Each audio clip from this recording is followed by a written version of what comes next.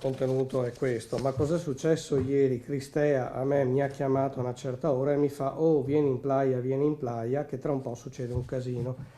E mi sveglio stamattina e mi dicono che non c'è più. Cioè era uno di quelli che veniva con il gruppo Sony, quelli là, capito? Per Lorenzo Cristea, il ventenne padovano ucciso a coltellate all'esterno della discoteca Playa Loca di Castelfranco Veneto, stava dunque per succedere un casino. Questo è il termine utilizzato e riportato nell'audio WhatsApp che un PR della stessa discoteca, evidentemente conoscente di Cristea, ha inviato a un altro PR del locale all'indomani dell'accoltellamento shock. Cristea dunque lo aveva chiamato poco prima della tragedia chiedendo di raggiungerlo perché stava per accadere qualcosa di grosso, cosa non è specificato, si parla appunto di un casino, messaggio che in questa fase più che mai fa la differenza, specialmente per le difese dei due ragazzi di origine marocchina accusati dell'omicidio, il 19enne Badr Rouaji e il 22enne Taha Bennani, quest'ultimo rappresentato dall'avvocato Fabio Targa. Quello che emerge è un dato di preparazione di quello che poi è capitato, tanto che viene il dubbio che più che di rissa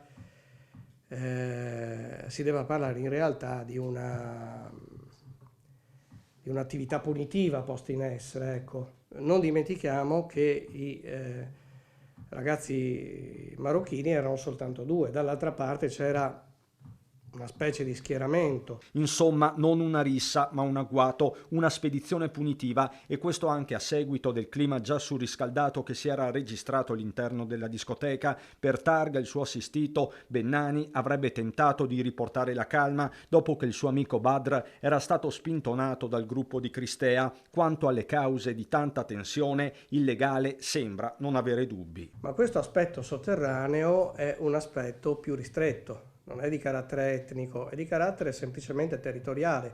Probabilmente c'era la voglia di dimostrare a qualcuno chi teneva il territorio in quella discoteca. Da questo punto di vista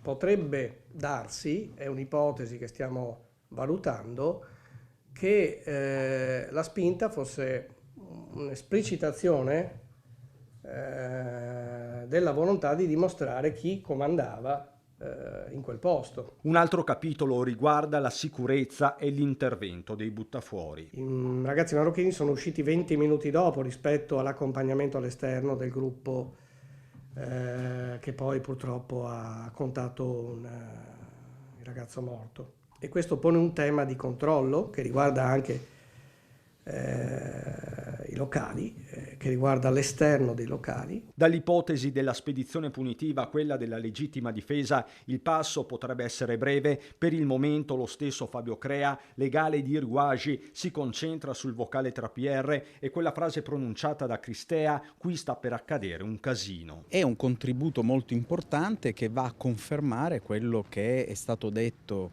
sin dalle prime fasi, soprattutto in considerazione delle dichiarazioni che ci hanno riferito i nostri assistiti, appunto quello di un'azione aggressiva da parte degli altri. Su questo punto specifico per Crea non ci dovrebbe essere il rischio di ritrattazioni. Questo poteva essere un problema, non lo è più perché ho, diciamo così, cristallizzato le fonti di prova.